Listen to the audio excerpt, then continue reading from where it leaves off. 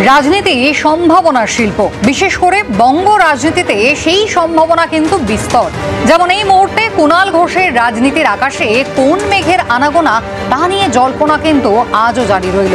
আবার অন্যদিকে দলের বিড়ম্বনা বাড়িয়ে কার্নিভাল বয়কট করলেন তৃণমূলের বিধায়ক। এবং এই আলোচনায় আপনাদের দেখাবো যে জল ছাড়া নিয়ে রাজ্য ডিভিসি সংঘাত আজও সমানভাবে কেন জারি রইল। আমাদের সঙ্গে অতিথিরা রয়েছেন, এই নিয়ে আলোচনায় প্রত্যেকের কাছে আসবো। কিন্তু শুরুতে ওই যে কুণাল ঘোষ, দশমীর পর দ্বাদশীতে কুণাল ঘোষের আরেকটা পোস্ট যেটা নিয়ে রীতিমতন জল্পনা শুরু হয়েছে। এখন কুণাল ঘোষ বলছেন তার মনে, রাজনীতির মনে ঈশান কোণে মেঘ ঘোরাফেরা করছে। এখন প্রশ্ন হচ্ছে কার দিকে, বিশেষ কারুর দিকে কি ইঙ্গিত করতে চাইলেন তৃণমূলের রাজ্য সাধারণ সম্পাদক? দেখুন, দশমীর পর দ্বাদশী ফের ইঙ্গিতপূর্ণ পোস্ট করে জল্পনা উস্কে দিলেন তৃণমূলের রাজ্য সাধারণ সম্পাদক কুণাল ঘোষ। শনিবারও ফেসবুক পোস্টে তিনি লিখেছেন, আনুগত্যের পরীক্ষায় উত্তীর্ণ হতে চাওয়া সৈনিক তার কর্তব্যে অবিচল এখনো। ঈশান কোণে জমতে থাকা মেঘের টুকরো যেন লড়াইয়ের জেদ বাড়ায়। এরপরই ফের প্রশ্ন উঠতে শুরু করেছে, কুণাল ঘোষ কার প্রতি আনুগত্যের পরীক্ষা দিচ্ছেন? আমি দলের সৈনিক, আমি প্রেম করব দলে, ঝগড়া করব দলে, কিন্তু আমি দলেই থাকবো, আমি দলেই আমার আনুগত্যের প্রমাণ দেব, আমি দলের মধ্যে থেকেই সেই সৈনিকের কাজ করব। আমার একটাই কথা, ভালোবাসলে আমি তার জুতো পালিশ করব। আর আমি হনুমান শ্রেণীতে পড়ি, আমার লেজে আগুন দিলে কিন্তু আমার মনে হয় তখন আমি হনুমান হিসেবে পারফর্ম করে দেবো। দেখুন, সুপারস্টার এই কথা যদি বলা হয় মিঠুন চক্রবর্তী, এটা তো একেবারে নিজস্ব একটা আলাদা জায়গা, তার নিজের কর্মক্ষেত্র, সেখানে তিনি একজন সুপারস্টার। তিনি কোন রাজনৈতিক দল করেন বা তিনি কোনো দল আদৌ করবেন কিনা সেই দিয়ে কি তাকে দেখে দেওয়া যায়, তার কোয়ালিটি কি জাজ করা যায়? সেটা দেখুন, আপনারা একতরফাভাবে দেবের হয়ে বলছেন, কিন্তু আপনাদেরকে কুণাল ঘোষের দিকটা একটু ভেবে দেখতে হবে। ওনারও অভিমানের বা ওনার অনুযোগের জাস্টিফিকেশন আছে। দেব এই যে রঘু ডাকাতের চরিত্রে অভিনয় করছেন, দেবের কি কোনো চুরি ডাকাতির এক্সপিরিয়েন্স আছে? কুণাল ঘোষের মতো একজন আইএসআই ছাপমারা চোর ডাকাত থাকতে পশ্চিমবাংলায় কেন সেখানে অন্য কাউকে কাস্ট করা হবে? সুতরাং সেই জায়গা থেকে উনি যদি আজ বঞ্চিত ফিল করেন নিজেকে, উনি যদি মনে করেন যে আমার প্রতি অন্যায় হয়েছে, অন্ততপক্ষে চোর ডাকাতের রোলটা আমার পাওয়া উচিত ছিল, আমি প্রেজেন্ট ভ্যানে উঠে চেঁচাতাম, পুলিশ তবলা বাজাতো, ওনার এই অভিমানটাও তো সঙ্গত, এটা উড়িয়ে দেওয়া যায় না। এবং এই চরম যন্ত্রণার মুহূর্তে আপনারা যদি কুণাল ঘোষের পুরো বাইটটাকে শোনেন, আপনারা দেখতে পাবেন উনি একটা অত্যন্ত গুরুত্বপূর্ণ কথা বলেছেন। তা হচ্ছে উনি বলেছেন আমি হনুমান শ্রেণীতে পড়ি। সুতরাং এই এবং ওনার এই কথার সাথে আমরা একমত না হয়ে পারছি না। সুতরাং এই ব্যাপারগুলো রয়েছে। তবে দেখুন, আমি দুটো কথা এর বাইরে বলছি। উনি যেটা বললেন যে আমি দলের সৈনিক, আমি যাই করি, যা বলি না বলি দলের মধ্যেই বলবো, দলের হয়েই বলবো। অতএব মমতা বন্দ্যোপাধ্যায়ের বাড়িতে 7,000 টাকা রয়েছে বলেছেন। সুতরাং এক্স্যাক্টলি, সুতরাং মমতা বন্দ্যোপাধ্যায়ের বাড়িতে 7,000 টাকা রয়েছে। পুলিশের বা সিবিআইয়ের আগে মমতা বন্দ্যোপাধ্যায়কে গ্রেপ্তার করে মুখোমুখি জেরা করা উচিত। এই কথাগুলোও যে কুণাল ঘোষ বলেছেন, আপনাদের বুঝতে হবে এটাও তৃণমূলেরই বক্তব্য। তার মানে উনি যা বলেন দলের হয়েই বলেন। তার থেকেও বড় কথা, দেখুন সবকিছুর ঊর্ধ্বে গিয়ে বলছি, ওনার কি মানবিমান হবে, কি হবে না হবে, উনি তো আর আমার এক্স নন। আমার ওনার মানবিমান নিয়ে আমারও তো চিন্তা নেই। কিন্তু আমার যেটা পশ্চিমবাংলার সাধারণ নাগরিক হিসেবে আমার যেটা বক্তব্য এখানে, তা হচ্ছে ওনাদের দলীয় ইকুয়েশনের বাইরেও তো রাজ্যের একটা বড় অংশের মানুষের স্বার্থ জড়িত রয়েছে। আপনাদের স্টুডিওতে বসে কুণাল ঘোষ যে কথাটা আজকে থেকে 1.5 বছর আগে বলে গেছিলেন, যে টাকা নিয়ে তৃণমূল সরকারের মন্ত্রীরা, ক্যাবিনেট মন্ত্রীরা চাকরি বিক্রি করেছে, মুখ্যমন্ত্রী সব জানতেন, দল সব জানতো, তারপরে তারা এখনো পর্যন্ত ক্যাবিনেট মন্ত্রী হয়ে বসে আছে, যার ফলে কিনা পশ্চিমবাংলার কয়েক লক্ষ ছেলে মেয়ে চাকরি না পেয়ে বঞ্চিত হয়েছে। আমি বলছি তাহলে তারপরে প্রশ্নটা এটা থাকে, তাহলে এই বক্তব্য করে যাওয়ার পরে কোন সিবিআই বা ইডির আধিকারিক কুণাল ঘোষের সঙ্গে করেনি? এবং কেন আমি দেখুন, আমি এই কথাও আপনাদের এখানে বসে একাধিকবার বলেছি, মাঠে ঘাটে সব জায়গায় আমরা বলেছি।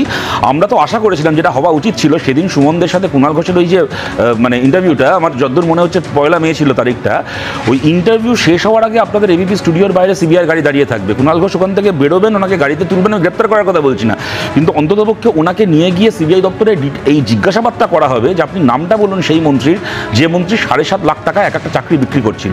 আজকে পর্যন্ত 1.5 বছরে এত কিছু হয়ে গেল। দেখুন, আজকে টেন্টেড কয়েকজন ছেলে মেয়ের জন্য বাকিদের চাকরি বাতিল হয়ে গেল, নতুন করে তারা চাকরির পরীক্ষায় বসছে। এতজন, আজকেই খবর পেলাম একজন চাকরিহারা শিক্ষক, তার আবার মৃত্যু ঘটেছে, একজন মহিলা শিক্ষিকার। এত কিছু হয়ে গেল, যারা কোনো অপরাধ করেনি তাদেরকে এত মূল্য দিতে হলো। কিন্তু কুণাল ঘোষের মতো লোকেরা এই এত বড় অপরাধের কথা প্রকাশ্যে বলেও না তাদেরকে কেউ কোনো জিজ্ঞাসাবাদ করলো, না সেই অপরাধগুলোর কোনো বিচার হলো। এইটা বাংলার মানুষের জায়গা থেকে আমি মনে করি যে এদের এই দলীয় এই মানবিমানের থেকে অনেক গুরুত্বপূর্ণ প্রশ্ন এগুলো, যেগুলোর কিনা উত্তর কিন্তু আমাদের পাওয়া দরকার। আমি দেখুন শতরূপদের হচ্ছে স্ট্যান্ডকে আমি খুব প্রশংসা করি যে ওরা বারবার এটা বলে, কিন্তু আমি আশা করেছিলাম যে বিকাশবাবু অ্যাটলিস্ট এই ইন্টারভিউর কপি নিয়ে গিয়ে কোর্টে চিৎকার করবেন, কোর্টের মনিটরিং এ ইনভেস্টিগেশন কি হচ্ছে জানো তো, বলবেন যে সিবিআই ভাই শতরূপরা কেন করেনি, কেন আমরা তো বলছি যে দলের প্রতিনিধিত্ব করেন সেই কেন্দ্রে সিবিআই বা ইডি কেন করেনি? আলটিমেটলি এই পাসিং দা বাক হয়ে আলটিমেটলি যেটা হয় দায় ঠেলাঠেলি করে সুবিচার পাওয়ার রাস্তাটা আরো বেশি জটিল হয়ে যায়।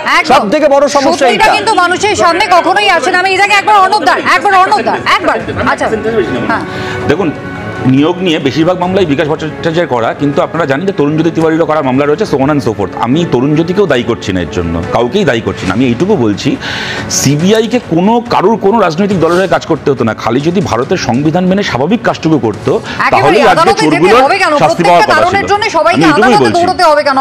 গোটা রাজনীতির দৃষ্টিকোণ থেকে যদি দেখা যায়, তৃণমূল সাংসদ তার সমালোচনা করছেন তৃণমূলের রাজ্য সাধারণ সম্পাদক, তাকে আবার সমর্থন করছেন তৃণমূলের বিধায়ক এবং রাজ্যের মন্ত্রী। আমি বলছি গোটা বিষয়টা 26-এর ভোটের আগে এই জায়গায় অর্ণবদা দাঁড়িয়ে রয়েছে। এইটার মধ্যে দিয়ে যেটা বারবার করে সকলে যেটা করছেন, বিভিন্ন রকম পারসেপশন তৈরি করছেন। এই সব পারসেপশন তৈরি করার কোনো জায়গা নেই। ব্রাত্য বসু কি বলেছেন? ব্রাত্য বসু বলেছেন সুপারস্টার কেউ আসেনি, সুপারস্টার কেউ আসেনি। এই কথাটা উনি মানে বাংলা ইন্ডাস্ট্রি বলুন, বাংলা যে নায়কোচিত যে অ্যাপিয়ারেন্স বলুন, সেই সমস্ত কিছু দিক থেকে বলছেন। যদি একজন সুপারস্টার হন উত্তম কুমার, যদি উত্তম কুমার যদি সুপারস্টার হন, তাহলে যদি কেউ মনে করে দেব সেইটা লেভেলে নন, তাহলে সেটা তিনি বলতে পারবেন না। সে তার সেই মানে জায়গা থেকে তিনি বলতে পারবেন, সে বলেছেন সেই জায়গা থেকে। 1 নম্বর জিনিস।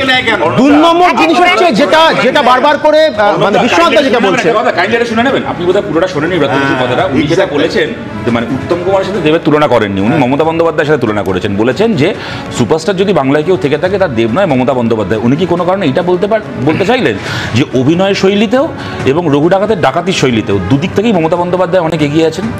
না, এটা তো তুমি মানে জিনিসটাকে আরো বেশি করে গোলাচ্ছ বা আরো বেশি করে পেঁচিয়ে দিচ্ছ। ফের সামনে চলে এলো তৃণমূলের অন্তর্দ্বন্দ্ব। পুরো পরিষেবায় ব্যর্থতার অভিযোগ তুলে কার্নিভাল থেকে নিজেকে বিরত রাখলেন রায়গঞ্জের তৃণমূল বিধায়ক কৃষ্ণ কল্যাণী। শনিবারই উত্তর দিনাজপুরের রায়গঞ্জে দুর্গাপুজোর কার্নিভালের আয়োজন করা হয়। এর আগে ফেসবুকে রায়গঞ্জের বিধায়ক লেখেন, শহরের বর্তমান পরিস্থিতি অত্যন্ত উদ্বেগজনক।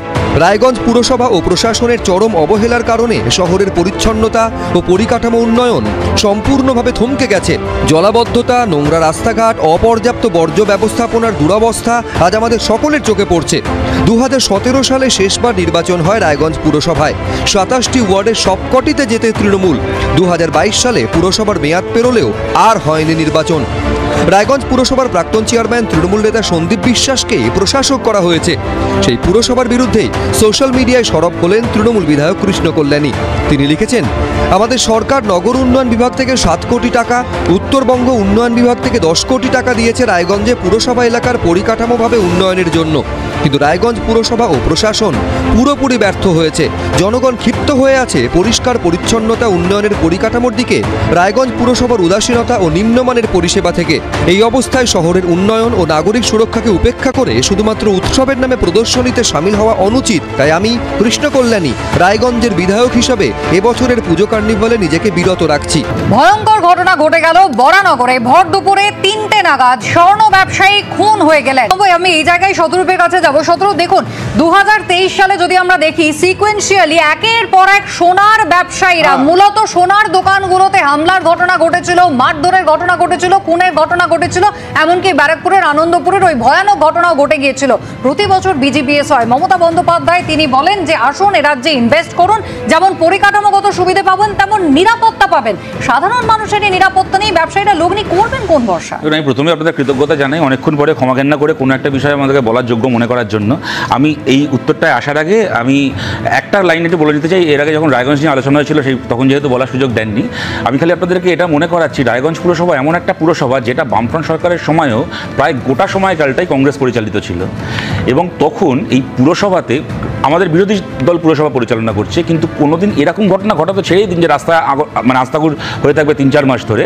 বরং রায়গঞ্জের বিরোধী পরিচালিত পুরসভা 2 বার বুদ্ধদেব ভট্টাচার্য সরকারের পক্ষ থেকে শ্রেষ্ঠত্বের জন্য পুরস্কার পেয়েছে। ওইটা ছিল একটা মডেল, আর আজকে আমরা যেটা দেখছি সেটা মডেল।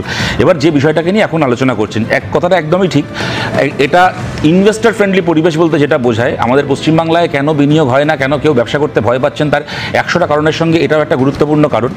এবং তার পাশাপাশি আমি আপনাদেরকে এইটা বলছি, যে অর্ণবদা একটু আগে বলার জন্য বলছিলেন না যে এনসিআরবি রিপোর্টে কি একটা এসছে, পশ্চিমবাংলা বা কলকাতা নাকি খুব নিরাপদ জায়গা। দেখুন, একদিকে এই ঘটনাগুলো আমরা দেখছি চোখের সামনে, যেগুলো এখন আপনারা দেখাচ্ছেন, এই স্বর্ণ ব্যবসায়ী খুন ইত্যাদি ইত্যাদি। অপরদিকে এই কেন্দ্রের পক্ষ থেকে এরকম একটা রিপোর্ট। আবার এইটাও আপনাদেরকে বলি, এই যে এনসিআরবি এই রিপোর্টটা প্রকাশ করেছে যে মহিলাদের জন্য খুব নিরাপদ শহর হচ্ছে কলকাতা, এই কেন্দ্র সরকারের পরিচালিতই বা তাদের অ্যাপয়েন্টেড আর একটা ন্যাশনাল কমিশন অফ উইমেন, তার আজ থেকে 3 সপ্তাহ আগে একটা রিপোর্ট প্রকাশ করেছে, national annual report and index on women safety. সেখানে আবার দেখাচ্ছে কলকাতা মহিলাদের পক্ষে সবচেয়ে বিপন্ন শহরগুলোর মধ্যে অন্যতম। অর্থাৎ কেন্দ্র সরকারেরই নিযুক্ত 2টো সংস্থা, তার দেখুন 2 রকম রিপোর্ট।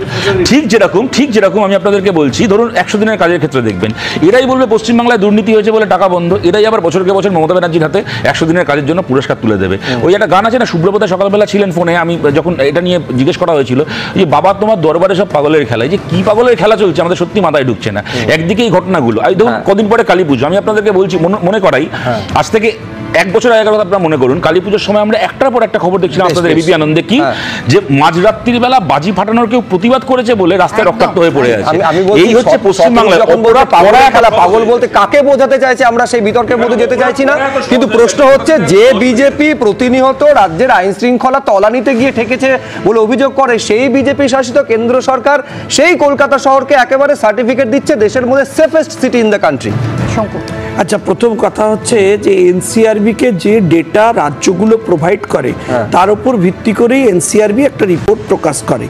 আমরা ইতিমধ্যেই রাজ্যে যে এফআইআর হয় না, তারা যে প্রপারলি ডেটা প্রোভাইড করে না, এবং এটা বোধহয় 3-4 বছর আগেকার 2023-এর যে ডেটা প্রোভাইড করেনি, তার উপর ভিত্তি করে এটা রিপোর্ট। তো 4 দিনের মাথায় ধরা পড়েছিল হচ্ছে সঞ্জয় রায়, যে ওই খুন ধর্ষণে জড়িত ছিল, এবং যে মনোজিৎ মিশ্র, সে এখনো জেলে রয়েছে। আমি ঠিক কথা, কিন্তু আমি যে আপনি যদি এনসিআরবি রিপোর্টের দিক থেকে যে 19টা শহরের তালিকা দেওয়া হয়েছে, তার মধ্যে সবচেয়ে উপরে 3টে শহর, একটা হচ্ছে লখনৌ, একটা কানপুর, তারপর একটা হচ্ছে গাজিয়াবাদ। এই এনসিআরবি যে ডেটাগুলো দিয়েছে, সেই ডেটাগুলো তো সত্যি, সেই ডেটাগুলোতে আপনি সেখানে চ্যালেঞ্জ করবেন কি করে? সেখানে তো যে তথ্যগুলো নেওয়া হয়েছে, সেই তথ্যগুলো তো সংগ্রহ করে সারা ভারতবর্ষ থেকে নিয়েই এই তালিকায় তৈরি করা হয়েছে। চার্জশিট আমি একটু শেষ করি। চার্জশিট দেওয়ার ক্ষেত্রে পশ্চিমবঙ্গ হচ্ছে 3 নম্বরে, 1 নম্বরে কেরালা, 2 নম্বরে হচ্ছে পুদুচেরি, 3 নম্বরে হচ্ছে পশ্চিমবঙ্গ। সুতরাং এই যে সাংবাদিকরা যে খুন হয়েছে, যেটা বলো কথাটা কি হচ্ছে, আপনি যেগুলো বলছেন না সেগুলো নিয়ে তর্ক করা যায়, কিন্তু কত ভালো চার্জশিট ফাইল হয়েছে, কত তাড়াতাড়ি অ্যারেস্ট হচ্ছে, তার সঙ্গে এনসিআরবি ডেটার কোনো সম্পর্ক নেই। কতগুলো ক্রাইম হয়েছে, এটা হচ্ছে তার একটা ট্যাবুলেশন। কেমন? সুতরাং আপনি যেগুলো বলছেন ভালো কথা, কিন্তু অবান্তর কথা। কাইন্ডলি শুনে নিন। দ্বিতীয় কথা আমি বলছি কি, আমি একটা জায়গাতে আবার একটু আপনার সাথে কিছুটা সহমত হবো। এই যে থানায় গিয়ে এফআইআর না নেওয়া, বিশেষ করে গরিব মানুষ থানায় গিয়ে তাকে ফিরিয়ে দেওয়া, এই সমস্যাগুলো একা কলকাতার সমস্যা নয়, এই সমস্যাগুলো সর্বত্রই রয়েছে। সুতরাং এমন নয় যে শুধুমাত্র পশ্চিমবাংলা থেকে ডেটাটা কম যায় আর বাকি সব জায়গায় যত ক্রাইম হয় সব ডেটা চলে যায়, ব্যাপারটা সেরকমও নয়। কিন্তু আমাদের বেসিক প্রশ্নের জায়গাটা এইটা যে আমরা কোনটাকে বিশ্বাস করবো, চোখের সামনে যেগুলোকে ঘটতে দেখছি সেইগুলোকে, নাকি যেগুলো রিপোর্টে আসছে সেগুলোকে। এই যে বাবলা সরকারের খুনের কথা এখানে কুসুমিতা বললেন, বাবলা সরকার হতে পারে, কলকাতায় সুশান্ত ঘোষ হতে পারে। ভাবতে পারেন একটার পর একটা তৃণমূলের কাউন্সিলর হয়, খুন হয়, অথবা খুন হতে হতে বেঁচে যায়, তারপরে তাদের মধ্যে একজন কেউ কোনো বিরোধীকে অভিযুক্ত করে না, তাদের পরিবার থেকে শুরু করে প্রত্যেকে বলে যে একে দলের লোকই খুন করেছে। সুতরাং এমন একটা রাজ্যে আমরা বাস করছি, কোনো তৃণমূলের সঙ্গে আমরা কুণাল ঘোষকে আর দেবকে সাধুবাদ জানাবো, অন্তত খুন খারাপই করছে না, ফেসবুক টুইটার ব্যবহার করছে, কিন্তু তৃণমূলকে উড়িয়ে দেওয়ার আগে দুবার চিন্তা করে না। এমন একটা রাজ্যে আমরা বাস করছি।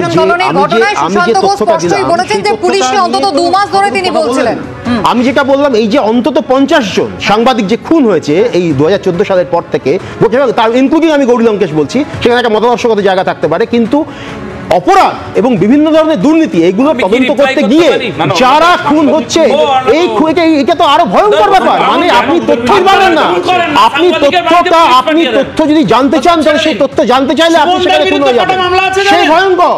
সেই ভয়ঙ্কর জায়গা, সেখানে ইউপি বা সেখানে উত্তরাখণ্ড, সেই উত্তরাখণ্ডে এই যে রাজীব বলছে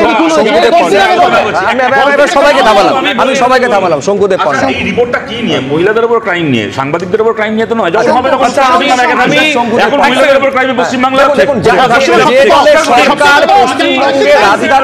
ডিভিসি কিন্তু জল ছাড়ার পরিমাণ বাড়িয়েছে। মমতা বন্দ্যোপাধ্যায় তিনি বলছেন একেবারে রাজনৈতিক ষড়যন্ত্র। অন্যদিকে ইতিমধ্যেই 5টি জেলায় সেখানে কিন্তু বিস্তীর্ণ এলাকা প্লাবিত হওয়ার আশঙ্কা তৈরি হয়েছে।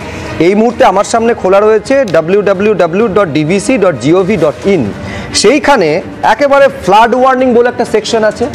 কি লেখা রয়েছে সেখানে? সেখানে 3/10/2025 তারিখ, টাইম দেওয়া রয়েছে 9:31:15। সেখানে লেখা রয়েছে জল নিষ্ক্রমণ কিউসেক। তার আগে লেখা রয়েছে সতর্কতা বার্তা বর্ণনা। 70,000 কিউসেক জল ছাড়া হবে বলা হয়েছে।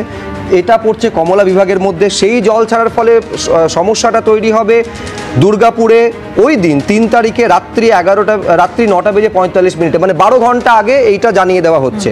সদরঘাটে এই সমস্যাটা তৈরি হবে পরদিন, মানে আজকের ডেটে দুপুর 1:45। তারপরে চাপাডাঙ্গায় 5 তারিখে সমস্যা তৈরি হবে যে জলের প্রভাব, এবং আমতাতে 6 তারিখ 7:45, মানে অন্তত দেখা যাচ্ছে শতরূপ ডিভিসির সাইট যেটা বলছে 12 ঘন্টা আগে অন্তত জানানো। তোমাদের মনে থাকবে আজ থেকে 2 বছর আগে মমতা বন্দ্যোপাধ্যায় সেম জিনিস করার পরে ডিভিসির পক্ষ থেকে চিঠি প্রকাশ করা হয়েছিল যে জল ছাড়ার আগে খালি নবান্নে নয়, পশ্চিমবাংলার 4টে জেলার চিফ ইঞ্জিনিয়ারকে আলাদা করে চিঠি দিয়ে জানিয়ে দেওয়া হয়েছিল যে এই সময় জল ছাড়া হবে। তারপরে মমতা বন্দ্যোপাধ্যায় মিথ্যে কথাটা সে বছরের মতো বন্ধ করেছিলেন, পরের বছর থেকে আবার চালু হয়ে গেছে রোদ জল পেয়ে। আমি দেখুন একটা কথা বলছি, এটা পশ্চিমবাংলার ব্যাপার, এটা ইন্টারন্যাশনাল ল। পৃথিবীর কোথাও কোনো নদীবাঁধের জল সমস্ত কনসার্নিং এলাকার অথরিটিকে না জানিয়ে ছাড়া যায় না, গোটা পৃথিবীতে কোথাও ছাড়া যায় না। এবং যেটা কথাটা একটা উঠে আসলো ন্যাশনাল ওয়াটার কমিশন, ঠিক কথা, সেখানে পশ্চিমবাংলারও রিপ্রেজেন্টেটিভ আছে।